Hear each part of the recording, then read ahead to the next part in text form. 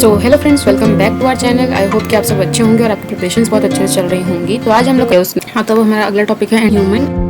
तो पहले हमें समझना है कि ह्यूमन एक्टिविटीज क्या होता है। ठीक है, all of us participate in various kind of works from the time we get up from the bed in the morning till the time we go to sleep at night.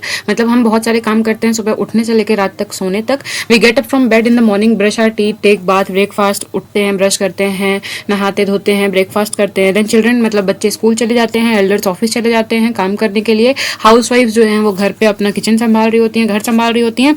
In the evening we all come back, हम शाम को घर आ जाते हैं, खाना खाते हैं, सो जाते हैं।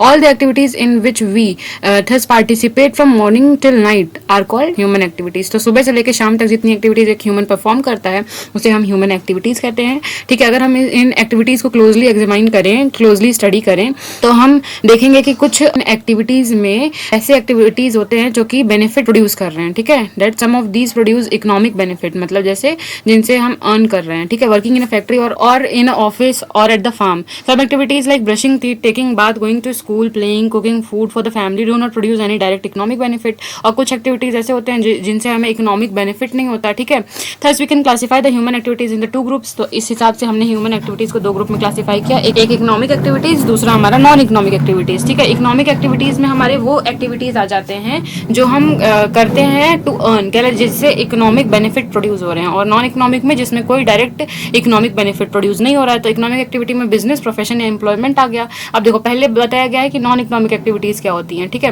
Non economic activities done without earning money for personal, social, religious और इमोशनल रीजन। मतलब ऐसे एक्टिविटीज जो हम पैसे कमाने के लिए नहीं करते हैं, जो हम पर्सनल, सोशल, रिलीजियस या इमोशनल रीजन से करते हैं। जैसे मतलब किसी के लिए केयर करना, ठीक है, खाना बनाना, के काम करना, सुबह उठ के ब्रश करना, नहाना, ब्रेकफास्ट करना। अब ये सब चीजों से पैसे थोड़ी अर्न हो रहे हैं, बट ठीक है, तो ये नॉन इकोनॉमिक एक्टिविटीज हुआ। जैसे example, cooking food for family, परिवार वालों के लिए खाना बनाना। स्टडिंग इन स्कूल, स्कूल में जा रहे हैं पढ़ाई करना, तो उससे पैसे थोड़ी बन रहे हैं, है ना। प्रेइंग इन टेम्पल और मॉस्क्यू, मतलब हम जब मंदिर जाते हैं प्रार्थना करने। Helping poor people, voluntary social work, जो हम अपने इच्छा से सोशल वर्क करते हैं। ठीक है, सामाजिक कार्य करते हैं, वो भी। तो वो सब चीजें विदाउट अर्निंग मनी होते हैं। ठीक है, मतलब हम बिना पैसा कमाने के मोटिव से वो सब काम कर रहे होते हैं। ठीक है, की पॉइंट क्या है, done for satisfaction and service, not for income.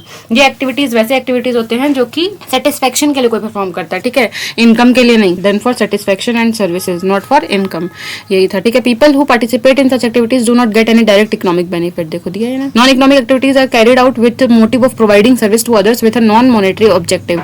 इसमें मेन मोटिव क्या होता है, हम सर्विस प्रोवाइड करें, हमारा नॉन मॉनेटरी ऑब्जेक्टिव रहता है, मतलब हम पैसा कमाने का मोटिव हमारा नहीं होता है। ठीक है, example, working for non organisation, मतलब एनजीओ के साथ काम करना। These activities are first and foremost undertaken for satisfaction of personal, social, religious, cultural and sentimental requirements of human being. Non economic activity are described by non appearance of financial partner और the cost paid by the consumer is not correspondence to the expenses of the product and services. अब देखो, इसमें कुछ examples दे रखे हैं, जैसे charitable activities, labour searching for some benefits purely based on solidarity and without monetary advantages. For instant, government funded education institutions, community work या फिर social assistance. वही चैरिटी वाले वर्क्स जो हम करते हैं। ठीक है, चैरिटेबल एक्टिविटीज वो आ गया। हाउस होल्ड एक्टिविटी, मतलब वही सब है, कपड़ा धोना, बच्चों को देखना, सिलाई करना, फिर घर के जितने काम है वो सब करना, हाउस होल्ड एक्टिविटीज। ठीक है, उससे भी अर्निंग नहीं होती। Independency, navigating under privileged and under marginalized sector of society in their uplifted and independence in order to meet their livelihood. चौथा है voluntary skills, people who facilitates marginalized individual in achieving employment by training in skills, मतलब skills को train करना। ठीक है, तो ये भी है वॉलेंट्री स्किलिंग, मतलब हम अपनी इच्छा से कोई चीज जिसमें हम इंटरेस्टेड हैं अपने स्किल्स को ट्रेन कर रहे हैं। ठीक है, तो वो भी एक नॉन इकोनॉमिक एक्टिविटी है। सेकंड है हमारा इकोनॉमिक एक्टिविटी।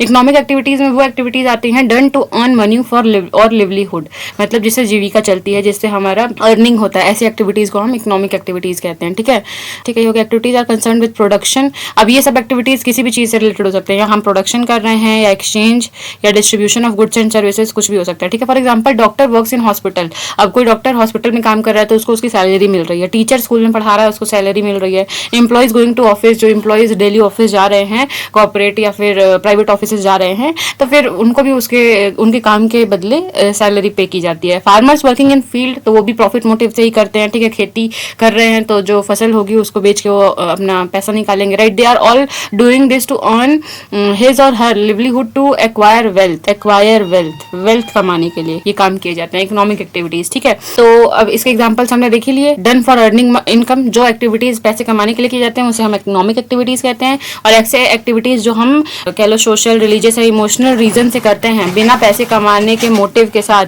वो चीज हमारा नॉन इकोनॉमिक एक्टिविटीज में आता है। ठीक है, अब डिफरेंस बिटवीन दे रखा है, तो ये आप बिल्कुल ध्यान से देखना, हम भी एक बार देख लेते हैं। ठीक है, क्योंकि बहुत इंपॉर्टेंट टॉपिक है, एग्जाम में आएगा। ठीक है, तो इकोनॉमिक एक्टिविटीज का मीनिंग हमने देख लिया। ठीक है, फाइनेंशियल गेन के लिए जो चीज की जाती है वो होता है हमारा economic activity, perform for financial gain. ठीक है, दीज एक्टिविटीज जनरेट रेवेन्यू, ये एक्टिविटीज रेवेन्यू जनरेट करती हैं, विच में provide financial stability to the organization, जिससे फाइनेंशियल स्टेबिलिटी आती है। ठीक है, to the organization. For example working in a factory और ऑफिस, वही फैक्ट्री और ऑफिस में जो वर्कर्स और एम्प्लॉइज काम कर रहे हैं। These are the activities which are perform to fulfil social, psychological and mental necessities. मतलब हम ये सोशल, साइकोलॉजिकल और मेंटल नेसेसिटीज के लिए करते हैं, लाइक एनजीओज में काम करना, सेव द चिल्ड्रन। ठीक है, मतलब क्राई, ये सब चीजें जो है मतलब हम करते हैं, वो सब चीजें नॉन इकोनॉमिक में आ जाता है। या फिर जो एक्टिविटीज हम बिना नॉन मॉनेटरी ऑब्जेक्टिव के साथ करते हैं वो हमारा नॉन इकोनॉमिक एक्टिविटी होता है। ठीक है, पर्पस क्या है, these activities are undertaken with financial motive होता है इसका, और इसका होता है हमारा सोशल और मेंटल नीड्स के लिए करते हैं। Outcome activities result in generation and डिससेमिनेशन of goods and services. इसका आउटकम क्या है, इससे कुछ ना कुछ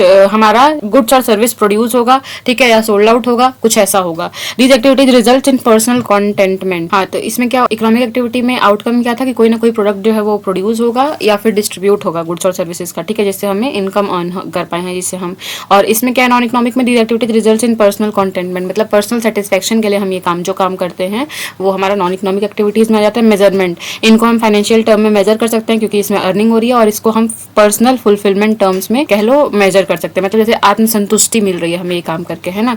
value, these actions add value to the national income. भाई इसमें अर्निंग हो रही है, कह लो इनकम जनरेट हो रहा है, फाइनेंशियल टर्म में हम इसे मेजर कर सकते हैं, तो इसमें नेशनल इनकम में ये वैल्यू ऐड करेगा ही। ठीक है, और ये नेशनल इनकम में कोई वैल्यू ऐड नहीं करता। ठीक है, एग्जाम्पल यहाँ दिए गए हैं जैसे डॉक्टर, लॉयर, सीए। ठीक है, या फिर स्किल्ड कोई पर्सन है, अकेडमिशियन है, तो ये सब चीज़ें, ये सब जो लोग हैं वो फॉर इकोनॉमिक एक्टिविटी करते हैं और फॉर फाइनेंशियल मोटिव। ठीक है, और जो टीचर अपने बच्चे को पढ़ा रहा है तो अपने बच्चे से पैसा थोड़ी लेगा, और या फिर जो डॉक्टर है वो पुअर पेशेंट्स को ट्रीट कर रहा है बिना कोई फीस लिए, तो वो भी एक चैरिटी का वर्क हो गया। तो यही सब चीजें है। ठीक है, इकोनॉमिक और नॉन इकोनॉमिक एक्टिविटीज, तो ये आप क्लियर हो गया होगा। ठीक है, तो एग्जाम के पॉइंट ऑफ व्यू से एक इंपॉर्टेंट टॉपिक हुआ हमारा। सो आई होप कि आपको आज के सारे टॉपिक्स क्लियर हुए होंगे, और अगर आपको मेरा पढ़ाई हुआ थोड़ा भी अच्छा लगा तो आप इस वीडियो को लाइक करें, शेयर करें, और हमारे साथ फर्दर ऐसे पढ़ते रहने के लिए हमारे चैनल को सब्सक्राइब कर सकते हैं। थैंक्स फॉर वॉचिंग, मिलते हैं नेक्स्ट वीडियो में, तब तक के लिए बाय बाय, टेक केयर।